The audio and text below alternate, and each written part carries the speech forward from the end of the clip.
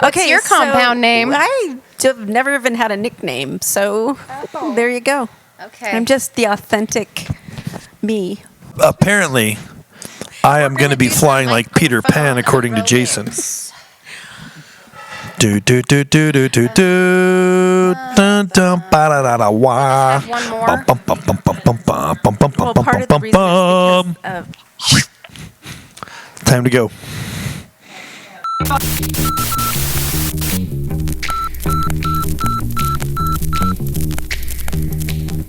And I remember her saying, "Okay, you're going to play Mr. Sin today." And she hands me this purple puppet with a nasty mustache. Pop the little puppet up, and literally on cue, 80 kids out there all, "Boo, no, yuck, I hate that guy." I was like, man, these guys are trained on cue. Like, I don't know if they got candy for doing that or what. But Oh, man. They just want to come down on deep someone. theological teaching. Deep theological teaching. Well, Hey everyone, welcome to Together We Build. You know, I can't actually remember how I'm supposed to start these things, so I'm starting like that.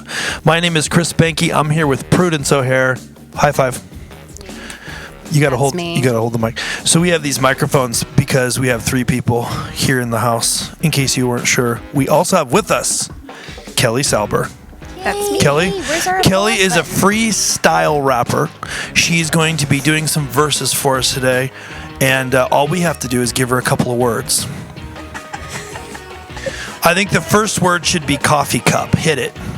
Work that into a rap. Sorry, I got nothing. That didn't rhyme, but I'll Not go at with it. No, actually, Kelley is super awesome in many, many ways. She's also the director. In addition to being super awesome, she's also the director of Love Creates, which is a really awesome ministry. And it's somewhat related, actually very related, to what we're going to talk about today. Kelley is an artist. She helps people understand art, and she breaks down the lie that some people believe that they aren't creative at all. That is correct. So, Everyone is Kelley, creative. before we get into this, Yeah. well, first, before we get into this, for real, we're going to do this thing called the Be or Not Be, which I'm Okay. super excited about. Haley's running our cameras, and she's absolutely requiring that we do it. So, of course, we will. But before we do that, I want to hear a little bit about you. So, your name is Kelley. My name is Kelley. Yes. And you are the director of Love Creates. That is correct. Can you tell us about yourself and Love Creates for a minute so we can kind of set the context of who Kelley Salber is? Yes. Okay. So I am an artist, and I have a wonderful husband that I've been married to for almost 36 years. I have one daughter who's going to be 30. Choke. And really, Love Creates is a result of a lifetime of just knowing that people are inherently creative. And once I came to know Jesus, it was really about, everyone needs to know that they're made in His image, and then even though not everyone is called to be an artist, everyone's creative. And so Love Creates, even the name came out of in the beginning God, and God is love. So in the beginning God created. In the beginning love created. That is so awesome. I didn't know that. I've known about Love Creates for a long time, but I Yeah. didn't know that. That's profoundly awesome. Yes. So that's super cool. What we're going to dig into both for this episode and the next one is really unpacking that lie, as well as just talking about other things. And I know that for a lot of people, when they hear you say something like, God is creative, He's a creative God, He likes to create, people are like, well, we don't want anything to do with the arts because they have naked people and paintings and things, and it's bad. And that's just such a 1/8 of an inch deep way of looking at art and creativity. So I'm super excited to get into it, but we can't because Haley is right there behind the camera right now, reminding me that it is very important to do this thing that we call the Be or Not Be. So what this is, Kelley and Prudence, this is where I have articles that are Babylon Bee articles. If you don't know what the Babylon Bee is, look it up. It is a satire website that is off the chain hilarious.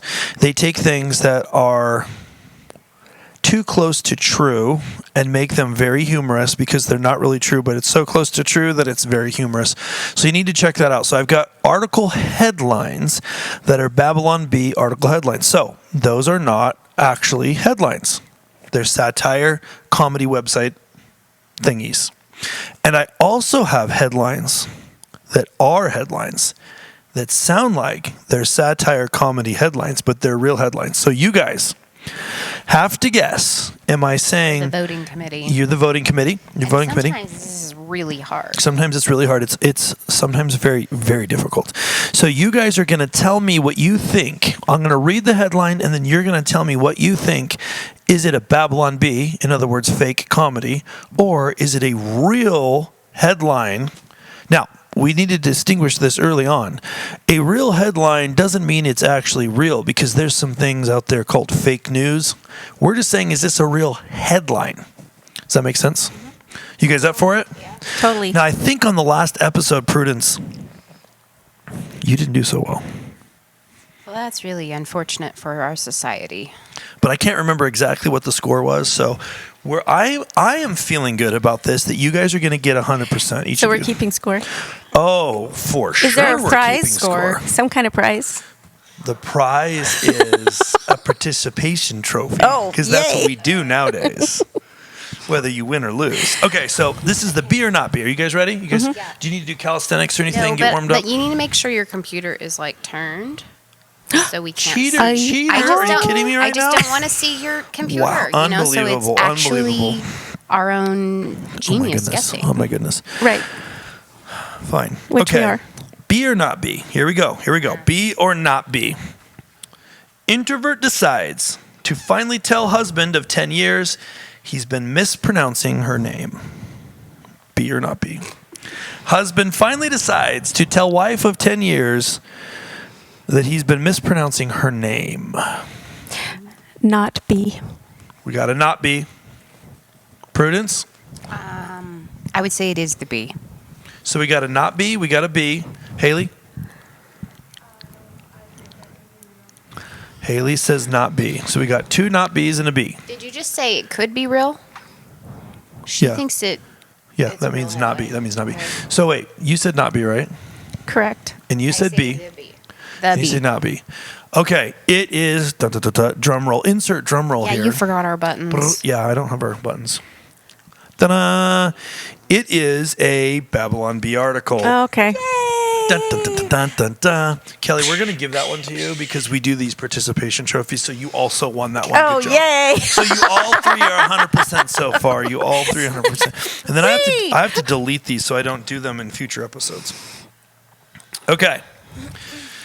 All right, so you see how this works? I do. It's pretty cutthroat. It It's is. it's very similar to the MMA. It's really similar. see All that. right. Next one, be or not be. Christian searches through Bible to find Jesus' teaching about funding Lockheed Martin.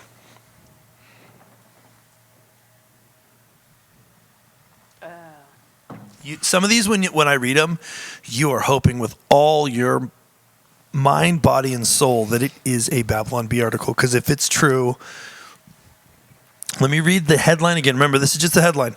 Christian searches through Bible to find Jesus' teaching about funding Lockheed Martin. I say Babylon B. So we got a B. I don't know. I'm still back. We got an I don't know. People are We got crazy an enough. I don't know. B or not B? Real. So Jason says real. Haley's taking a pass. Haley's saying real. Jason's saying real.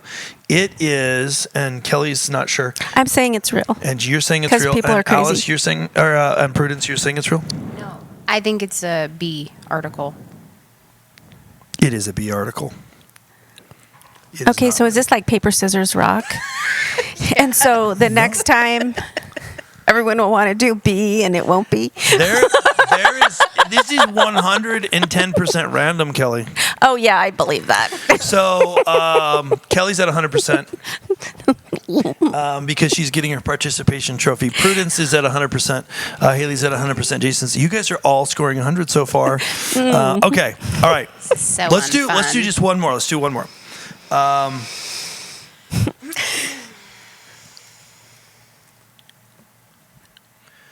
Okay, B or not B?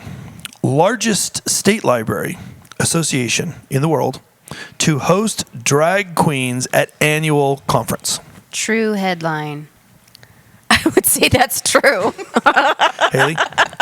Largest state library association to host drag queens at annual conference. She doesn't know what that is. That's a good thing. That's a perfect answer. Yep. Perfect answer. Unfortunately, everyone, It's a B. it is not a B. Unfortunately, It is it's not a a real B. article. You were right. It's Yep. a real article. Real article. So let's just all take a moment of silence, and because that is crazy that that's a real article. All right, should we do one more? Or are we done? I don't think we should end on that one. We should end on that. We shouldn't Yeah, end on give that us one. something about a squirrel, maybe. We did one on a squirrel. Remember, police rescue man from being chased by a baby squirrel. That was a real headline. Nice. Which is crazy. Which is crazy. I don't know what episode that was. I think it was episode 6. So go back and watch all the episodes and tell us which episode the squirrel chasing a man is in. All right, last one. School bans parents from sports day for bad behavior. School bans true. parents I say true. from sports I day say for that's bad a real behavior. headline. You say real? Yeah. Prudence says real. I would say that's real. I've seen it. Kelly's. Was it you and Rich? No. Okay, we're good. Haley? They both say it's real. All of you guys are correct. Yay! That is a real one. This is real. A school banned parents from attending sports day after becoming too competitive and threatening the staff. Unbelievable. That was reported in the BBC Telegraph and The Guardian. And parents get really wound up about their kids. In I sports. remember when it was Owen, right? He was like this big, and he was in indoor soccer over there in Clackamas or wherever we were, Oregon, and the kids were this big, right? So it's basically a mob following a soccer ball around. Mm-hmm. There's a little dust cloud above them, and the parents were like some kid would trip, fall, and accidentally knock the ball in with their butt from the ground into the goal, and then the parents would be like yelling, "Whose kid is that? Who's kid scored a goal? Whose kid is that?" And we were like, I can't believe that these kids are like 4, 3. Remember that? Yeah. I feel like it's crazy. funnier than the reaction I'm getting from both of you. Well, I was just thinking about when my child was in volleyball, and I would yell from You the were the sidelines. yeller, weren't you? I was, but because I was trying to encourage her. It wasn't what all the like parents say. They I say wasn't they're trying yelling to at other encourage. kids. I was just Yeah. telling Kelly. I think it's just when parents get I was definitely so, loud. like aggressive on We don't like behalf that. of their kid. That is just, guys, come on. This is I was a cheerleader. That's Yeah, more like what that's I was. different. Yeah. Yeah, it's a little bit crazy. Okay, so I've got some questions here. And I think the first thing we should just dig into, we already heard a little bit from you, Kelley, about kind of your background and stuff, but I would like to dig in deeper a little bit as we kind of start to lay a foundation. You're an artist. Correct. When did you know that? How did you, and so when did you know it, and when did you become comfortable saying I'm an artist? Okay, well, that's a very good question. So, as a child, I would draw. I would do all kinds of things creatively with art mediums because that's what I loved. And then I was also like in 4-H, so sewing and all of that kind of stuff. But as far as actually calling myself an artist, that doesn't even happen probably within the last 14 years, maybe even 12. Okay. That I became comfortable calling myself an artist. Because part of that is the whole thing that, you can't be an artist, you have to get a real job, all of those things that you're told. And I wanted to go into graphic design when I was in college, and I had to get a degree in home economics, which isn't even a degree anymore. It's not? No. It's been absorbed into other things. It's not even its own school. So And that's really telling because there are a cacophony of degrees around lesbian dance theory and other Yes, topics well, of the sort. Apparently home economics is irrelevant now. So, but that was just the way the structure was in our home, and I had 4 years to get a degree, and it had to be in home economics. My dad was a county extension agent, so everything revolved around extension, that kind of thing. And I was born and raised in Montana, so in the wilds of Montana. Just kidding. It is a wild place. So I think as far as that whole having the identity as an artist, or realizing that it was something that I could call myself, took a long time because of insecurity and doubt and just that internal battle of, the is it good enough, or the performance coming from performance. And yeah. And performance has, when you're coming from that religious standpoint, that performance always fits a really specific criteria. Very narrow. Yes. So yes. I know in, talking to you and hearing your story from different times, you've talked about how much you've always loved color. Yes. So you, since you were really little, loved color. Yes. Didn't you used to just literally pack crayons around because they were colorful or something like that? Oh yeah, anything. I would just surround myself with color and I always felt like, this is one of those funny things, I always felt like pastels weren't really colors. Like the pastel colors. They're like low quality colors. Well, they were like color wannabe. Color wannabe. And so I just felt like it was a very poor attempt at being a color, but I've since come to appreciate pastels, but I am not the one that participates with pastel. There are plenty of pastel people. Bright, vivid, I do. In your face Very much. color. Yeah. You know what color they are and what they want to communicate. So from a young age, you've loved color, you loved creating, but it wasn't until recently, last 15 years, where you really felt like you could say, no, actually, I can take the title and own the fact that I'm actually an artist. So, tell me about how that was. Was that just because of your own interpretation that I'm not an artist because an artist is this, and you created your own definition, or was that something that you kind of learned in the culture growing up? I think it's probably both, because once you hear something in culture and it becomes part of your paradigm, it becomes, a filter. And so all of my life I have always created, because inherently I'm creative, or we all are. And my expression of that creativity varied throughout the years, but I always was drawn to art mediums for part of my expression. I think the cultural aspect of starving artist, and really our culture has so diminished the arts and the artists that they're almost like second-class citizens, or maybe even third, whatever. Fourth class. Whatever No it class. is. The classless. And the truth is that in the Bible, God created the artists to go first. So artists are in there with worshipers, because worshiping is part of the arts, and he always sent them first. And regardless of whether people recognize it or not, when you look in culture, definitely artists go first. They will start to have a pulse or a feeling, whether they know God or not, of what's coming down the pike, so to speak. And they will express creatively the way they're receiving it through their filters and through their paradigms. And so that's how we end up with art that's like, people are like, that's not art, or that doesn't glorify God, or whatever. It's because they're still made that way. We're still made that way, and they're picking it up, but they're expressing it the only way they know how. And it's not necessarily in the fullness of who they are even, but it's that need to create, that need to express, that need to communicate. It's what they're doing. Yeah, that's cool. Prudence, what do you got? So art is a form of communication. It's absolutely. And I think that's one of the things that people don't necessarily realize, is that picture or image communicates faster than words.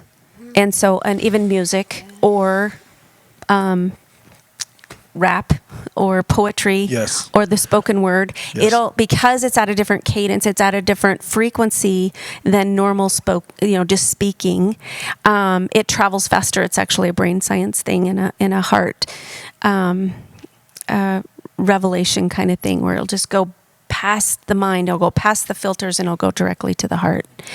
And so even with those on my team, what we work on is capturing the conversation that the Father is having, rather than just what's out in the atmosphere or the frequencies that's people good. are picking up. Yeah, can we go into that a little bit? Yeah. So I want to make sure that everyone understands. So when you say with your team that, and I might say this wrong, so just tell me if I got it wrong, that you guys really don't want to just hear and see and take from this second heaven kind of our experience that we're in right now, and then translate that into art, but also, and maybe even more importantly, so hear the conversation from the Lord and kind of pull that down into an expression. Is that what I'm hearing? Yes. So it's always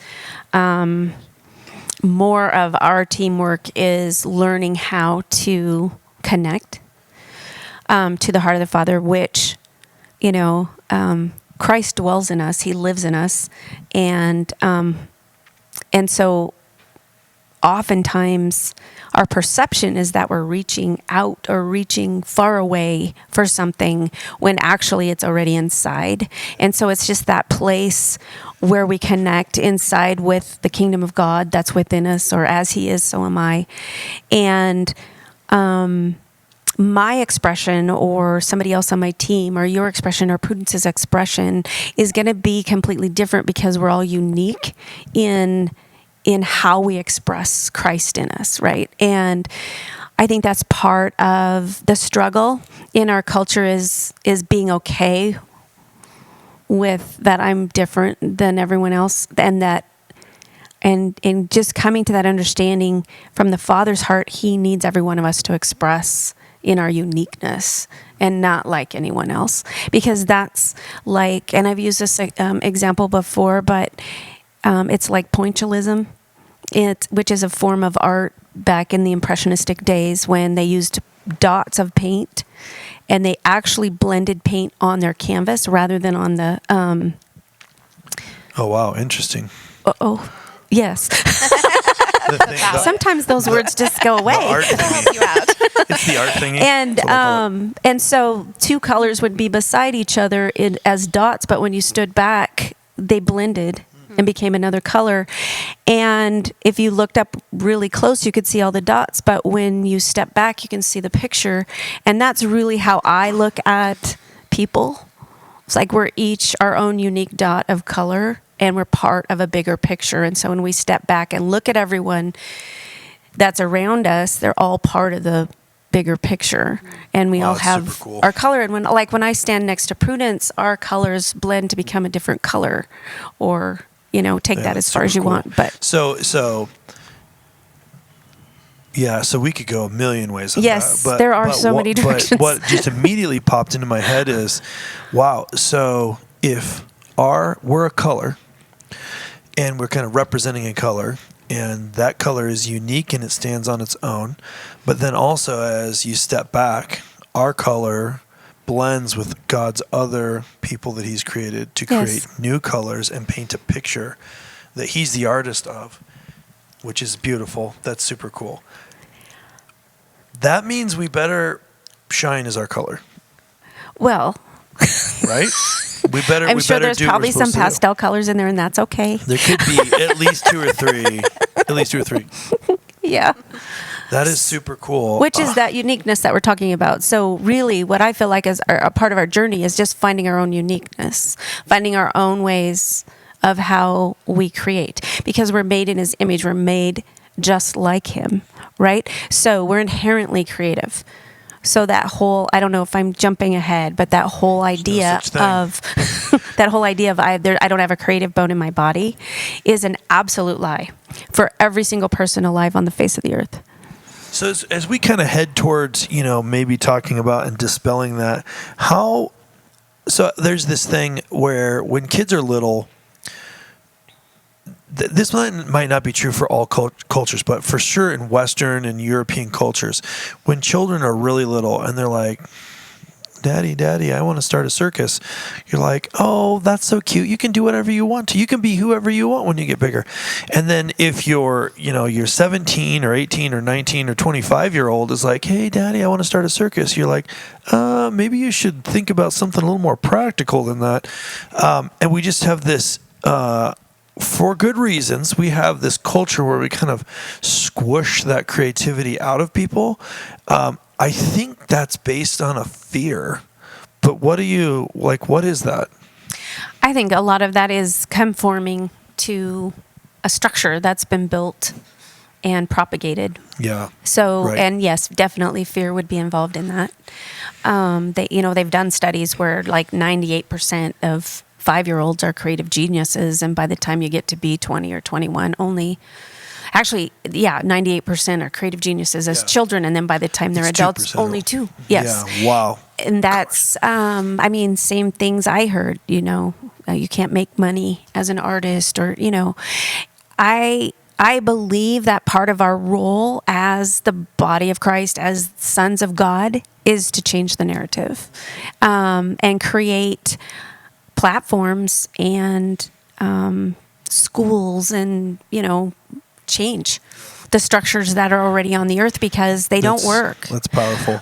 They don't work. And there's work. a huge threat to people that want to control, to actually people or structures. I'm not blaming anyone, but you know what I mean.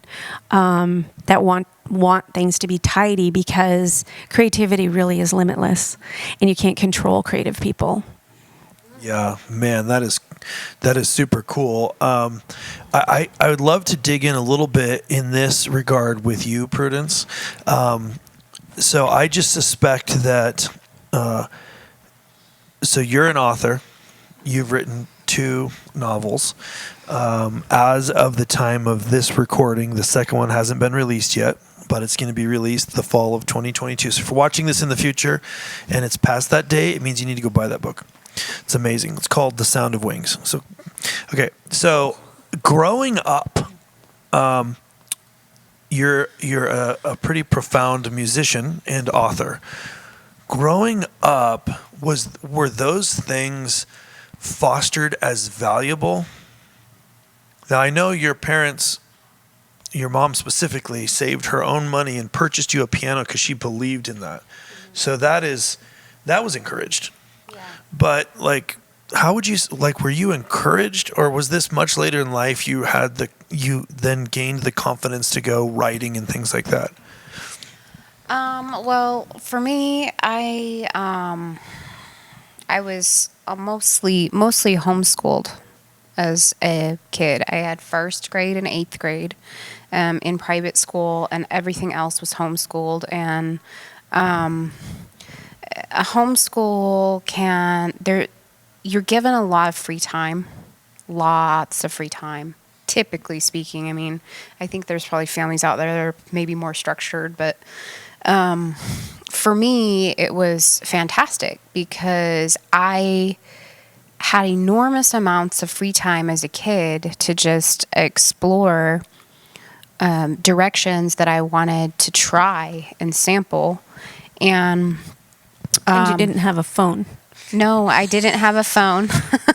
We had the phone that was attached to the wall. I remember and those later days. Cordless phone. I remember trying to pull the cord as far as I could to hide under the table so I could talk to Prudence without anyone eavesdropping. Anyways, I had inside me desire to do lots of different things and to try the different things. And my parents may not have understood the extreme value on it, but they did help pay for the lessons. They found the lessons. They helped get me into it because they didn't know how to teach it. So they were going to find instructors on how to do it. So, and I absolutely love that about what they did for me, because I probably was one kid out of 4 that asked for many, many different things. And I feel like that really fostered me as a young person to mature even faster in the arts or creativity, because lots of kids around me weren't getting that time and free time to explore who they were becoming and what direction, and all of the different samplings of, let me try this, let me try this, let me try this. And there was a lot for me. So I think that even with our own kids today, trying to figure out what they're drawn to is really where we want them to go. So, and I think sometimes, especially in today's society, we're so drowned out and busy and distracted, very distracted, that we don't even know that we're drawn to something, because we haven't given that bored time, which out of boredom comes the creativity. Yes. So it's really important for us to be bored sometimes, because that's where we really, that's where that creativity starts growing. In this space. In the space. Yeah. We're figuring, our brain immediately goes to, how can we make this more entertaining? Yeah. Well, yes. That's powerful. So anyway, that I think is a big challenge for families raising kids, because, we are inundated with movies. We're just immediately want to fix. We want a pacifier first to put into that place of boredom. And it's not healthy for us or our kids. Sometimes you just need to do nothing. And yes. And the whole tablet time or whatever, or watching TV. I mean, we all did it because we get exhausted as parents, right? But now there's just so much more available where it really does shut down creativity, because there's no engagement for the child or the person. Even in adults, it shuts down creativity. And I think, as I look over my life and the age that I am now, it's like even I struggle with being okay with wanting to explore something else. And the more new things you do and the more you explore, the more creativity is activated. And it's really important to do new things and not settle into just routines. Yeah. And even as we get older, it's important to do and try new things. Yes. For the health of our brains. Yes. To keep them functioning and sharp. Yep. Doing new things is what we need to do. Mm-hmm. And because enjoyment, bringing joy, finding those things that bring us joy and pursuing those things is, I think, really, really on the heart of the Father, because he enjoys us enjoying. He loves that because he created it all for us and with us. And you know what I mean? It's like just this wonderful dance. Totally. Yeah. As far as like the writing thing goes, I didn't start creative writing until I was almost 40 years old. But I did always have in my system, and I knew that it was in my system, the ability to write. It's just I didn't know what to write about. Mm-hmm. So what I did was I put a marker in myself, and I started a journal at 15 and kept it steady all the way up through now, really. I still keep journals. And for royal thoughts. Kind of just kept the machine going in a sense until it came to a spot where it could blossom into something else. So I was literally teaching myself to write.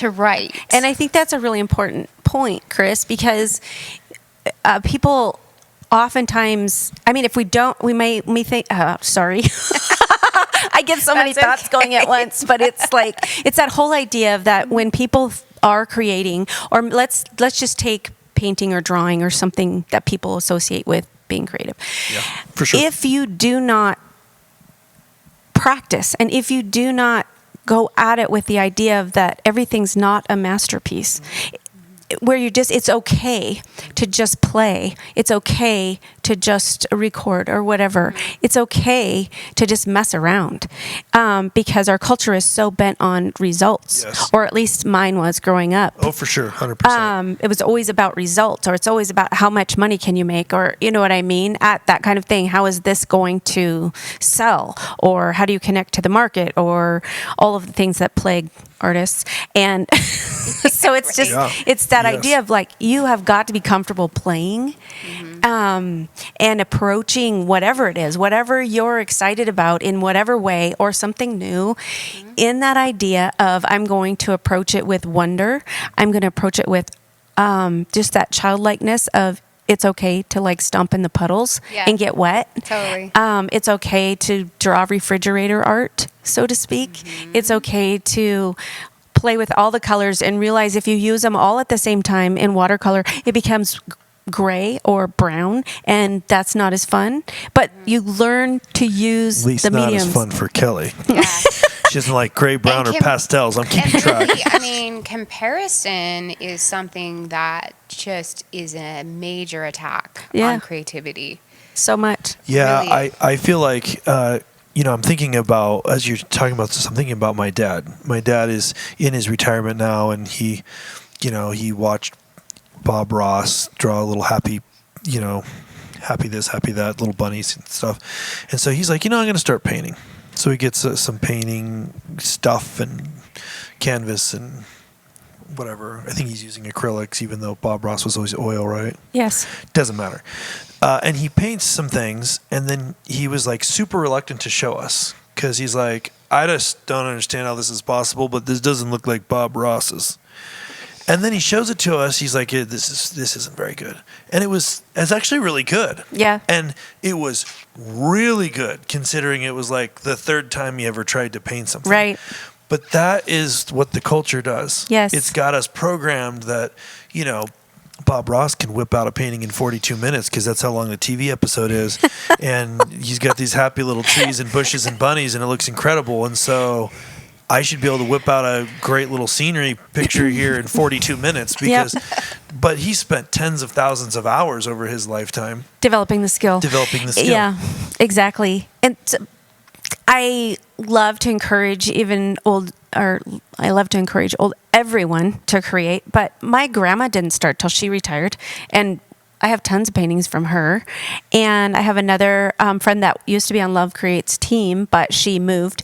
But she picked up a pencil and started drawing like a year ago, and didn't even know she could draw. And so it's those kinds of happy discoveries. It's like, it's in there. There's different types of creativity in there. Yeah. And I want to go into the different types. Yeah. Okay. Because I know you have lots of different types of creative things that you do, but there's this one thing you do where you make these books and things out of things. Like, actually, what is it actually called? Because books and things out of things, is it super He's technical? majorly waffling that. So one of my genres of art is called bookmaking. And so when I started, it was about, prior to that, it was like watercolor, collage, all those kinds of things. But when I got... Not pastel. Just so we're clear. Well, I do use pastels, but that's a totally different thing than pastel color. Yes. You know what I mean? Yeah. So actually, pastels are the purest form of pigment when you use pastels. And it comes full circle, folks. Sorry. It comes full Had to kind circle. of get that in there. All the pastels out there in the world are cheering in unison right now as they've been vindicated and put back on the map. Anyway, go ahead. I forgot what we were talking Different. Your art. Really, where I'm going with this is, I think in the next episode we'll really dig into this. But people have this idea, art. Oh, so that is painting and sculpture, and I guess we'll throw music in there and drawing, and if we have to, we'll cram photography. That's it. And Kelley is bookmaking, which is absolutely so creative. It's unbelievable. Like, you have to see these things that she makes. Why is culturally, like that isn't what people come to mind. And how was it for you kind of going into that type of stuff? Well, I think that there are so many avenues of creativity, but what is mostly taught in school, it's going to go back to public school. What's mostly taught in school would be drawing, painting, and sculpture, like when you're in grade school on up, because that's easy for the teacher to do, kind of thing. And possibly, depending on the teacher, maybe you made a book when you were in grade school at some point, like a pamphlet stitch, which is the most simplest stitch in bookmaking. And bookmaking is actually all the ways that books were bound before we had machines and things like that. And so it's an ancient art. And once you know how to bind, and then they would build boxes to hold the books in to keep the dust out, to preserve them. So box making and bookmaking go together. You learn it all when you're learning bookmaking, which I've always been a really strong proponent of, that skills can be learned. How you express that skill is that inherent uniqueness, and some may or may not be more gifted in how they express through that medium. But skills can be learned. Anyone can learn to draw. You can learn to paint. You can learn bookmaking. You can learn all of those things. How it's executed becomes the unique expression. And so once I got the skill set, and I was taught by a master bookmaker for like 7 years, and then once you learn the skill, it's like it's a free for all. You can do whatever because you have the skill set to support the idea or the what's forming. It's like, and even anytime I come up with a new something I want to express that the Father's giving me, it always comes down to, okay, what structure am I going to use to execute? Because not all forms of structure that I know are going to support the message. Man, that is so good. And I feel like that leads into this other kind of area that I'd love to hear from you on, is this creativity expressed in things that maybe normally, especially in Western culture, wouldn't be thought as creative. So, for example, you hear this, well, I can't draw, I just draw stick figures. And sometimes that person is, well, let me back up a second. So in my life, I have had a lot of years of managing software developers. And most of them are not what you think. Like when I say software developer, a lot of people are like a dark room with a giant monitor and an enormous pyramid of Mountain Dew cans and someone that only eats burritos in there 24/7 typing on the keys. And they've got really thick glasses. There are some that are exactly like that, but a lot of them aren't like that at all. And what I learned early on managing software developers is that there's almost, depending on the problem you're trying to solve, limitless different ways to solve the problem, especially if it's a complex one. And the way that they solve it is a very, very, very creative expression of who they are. Absolutely. And so you got this person, let's just call him a nerd. Let's call him a nerd. And they got this massive thing of Mountain Dew cans, and they're just in there. And most of the world would say, that's definitely not an artist. They would. And that person, I'm telling you, has so much creativity coming out of the way that they're crafting these solutions. So all that little setup to say, talk for a minute about creativity comes in, expressing creativity comes in almost limitless ways. So when somebody's like, I can't draw, I just draw stick figures, that doesn't mean they're not creative at all. I would completely agree with that because really what I call creativity is linked problem solving. That's what creativity really is. Wow, linked problem solving. Yeah. Even with pastels? Even with pastels. Okay, keep going. There's somebody that's using the pastel colors. And it's beautiful. Yes, it is. Look at the Impressionists.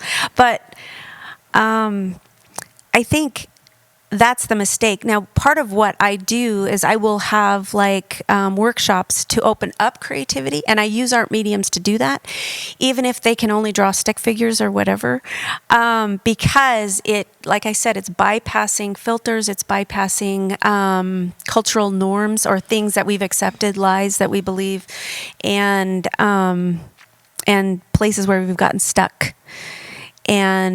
But in that opening up of creativity, then that can be applied to whatever that person is interested in or is doing. I think we tend to take the easy route and say we're a banker and we just do the stuff.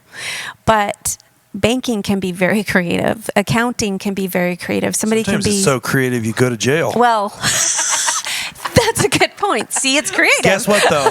That's still very creative. It is creative. Even if it's not. I often morally, am totally amazed at the creativity in criminals, or because it's like, if you put that energy towards something positive or towards building something, where would we be? Right? I mean, it's amazing, the creativity. And that's all you have to do is look around and see all of the different ways people execute, and you'll see creativity all around you. So good.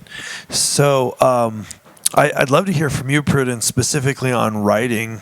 When you started writing your first novel, which is called Deep Woods, did you look at that as art? I mean, I know that you viewed it as creative because you were making up the story. You were having a conversation with the Lord, and the two of you were making up a story. But did you view it as art? Yeah, I think so. I think that I did. And I think that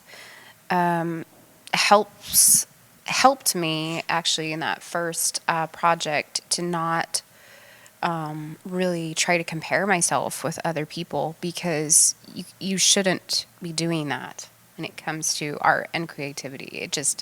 It ruins everything, and it makes you not want to do it. Mm-hmm. So, yes, I think that telling myself that it was art really did help me put a halt to that comparison game. Although I don't actually read novels. Yeah, I was going to ask you about that. So I know I've heard lots of people chatting with you over the years about your novel, and they always say the same thing. Oh, you must read a lot of novels. No, I don't, which is fascinating to myself that I'm actually doing this form of art, because I'm not drawn to ingesting that art from others largely. So I don't know. So, maybe you guys have some Kelley, insight on that. The way that you said it is, you said linked problem solving. Mm-hmm. We're gonna wrap this up pretty soon, but on the way to wrapping it up, I want you to just dig in a little bit more about linked problem solving, because based on what I believe, and I know that there are people that are hearing me say that writing the code to write software is very, very much art, and you saying linked problem solving is art. I feel like there's some people that are about to have a breakthrough that are sitting there. They're making an incredible pivot table inside Microsoft Excel, and they've never thought of themselves as creative, but they're very creative. So can you spend just like 2 or 3 minutes on the linked problem solving, why that's art and why you say it that way? Because that is super cool. Well, I'm just going to give you an example from my own art, but this can be universal in that whatever it is that you're doing, we have an idea in our mind and we're trying to get it out. And oftentimes the way we think of it and the way we think it's going to execute, they don't match. Like you'll see this amazing thing in your head, or this beautiful picture or whatever, and you go to do something and it's like nothing like that. And a lot of times that's why people feel like they're not creative, that they can't take this image or whatever it is they're thinking, even in their heart, and get it out here, tangible, manifested, so to speak. And so it's the ability to do the fits and starts, to go with it. And it's like, okay, that's not working. What do I need to do? What else can I do? in that ruminating, that meditating, so to speak, sitting with it, because there's a solution. Even like with software. Exactly. It's like Coders. You have to sit with it, right? It's a world. It's a realm that you sit in, and it's the partnering with like the seven spirits of God. It's co-creating is what it really is.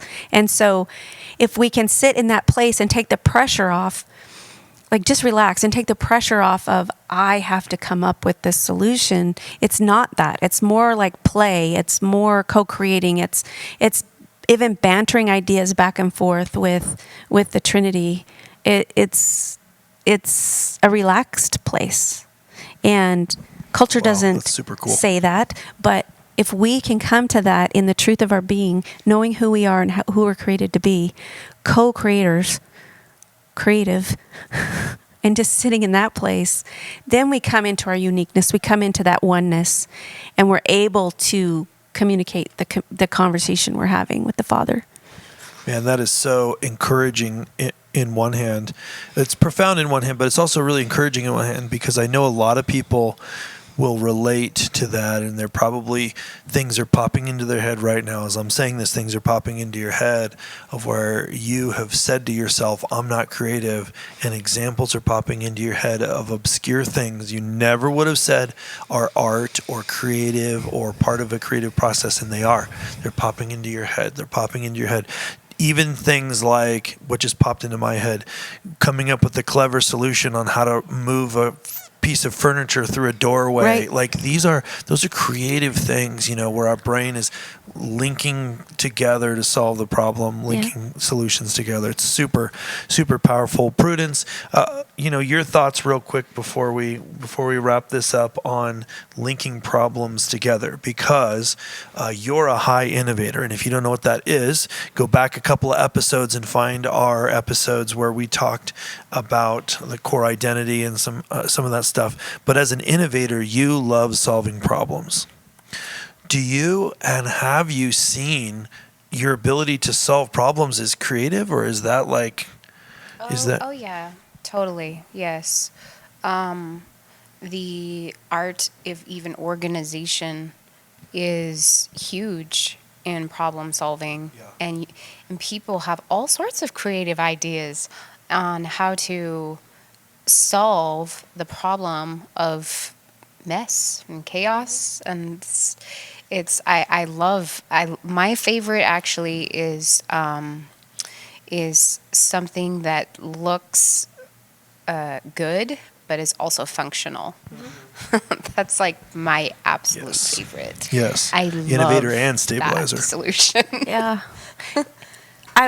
Just to comment on that, we as sons of God are meant to bring order. To bring order where out of chaos. That's what God did at the very beginning, right? And so it's that idea. There's a beauty in it when there's order. There's function in it when there's order. And even with the book or art or art pieces, there's communication that's happening from the kingdom, from the heart of the Father. It's like, this is kingdom, because kingdom is win-win, right? Everybody wins. It's not us and them. It's not whatever. That's so good. Everybody wins. And so when we can be in our place of who we are and let that flow, like I was talking about, sitting in that place, sitting in our realm and letting it flow. Right. We've heard of being in the flow. Right. That's what that is. That's what that is. And that's taking our place. Man, that's so cool. That's so cool. Well, Kelley, thank you so much for spending some time. Yes, thanks for having me. If you guys enjoyed this, even if you didn't enjoy it, okay? Even if you didn't enjoy it, okay? You need to go watch the next episode. There's another episode. We're going to dig into some of this more. We've got a ton of questions. I don't know if I asked a single one of these questions yet. I don't think he did. He's been pretty creative. So Which we love. you definitely don't want to miss it. You for sure don't want to miss it. Also, if you go to kingdomlearning.life, there is a way to find more about what Kelley does. We've got courses that are there that Kelley's put together, and we're building more. And so you can find find out more about Love Creates and information about Kelley, her bio, all that stuff on the kingdomlearning.life website. So you're going to want to check that out. You're going to want to like and subscribe wherever you're watching this for sure, because you don't want to miss anything. You don't want to miss a single thing. For sure. So Kelley, can you just take 1 minute? I really feel like you should pray over people that are hearing this right now and they're feeling a little bit of anxiety for the first time. They're giving themselves permission, or they need to admit that they're actually a creative person. That God made that God, first of all, God's creative and they're creative. Can you take just a minute and pray for these guys, and then I'll go ahead and wrap it up after that. Absolutely. Father, we are so excited about everyone you're excited about, which is everyone. And I just release the delight and the joy that's in your heart for every single person. Cause them to feel it. Cause them to connect with their core identity, the truth of their being right now. To just take a deep breath, to relax, and just say, hey, I'm okay. I am loved. I'm accepted. I belong. And just draw them into the wonder, and draw them into the more, because there's always more. And I bless their wandering. I bless their wondering. I bless the exploring. And I just bless the rest to just be able to sit in their place, in their realm, and co-create. And know that they are not alone. That separation is an illusion. And they are one. Thank you, Father. Just release the beauty of holiness.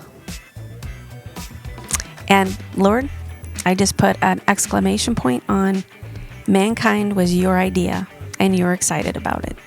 Us. Amen. Amen. Kelley, thank you so much. You guys definitely don't want to miss any of these episodes, so like and subscribe and check out the next episode. We're going to dig into some of the questions that are on the sheet that I was supposed to go over. I promise we're going to. Kelley, thank you so much, and we will see you guys next time. Thank you.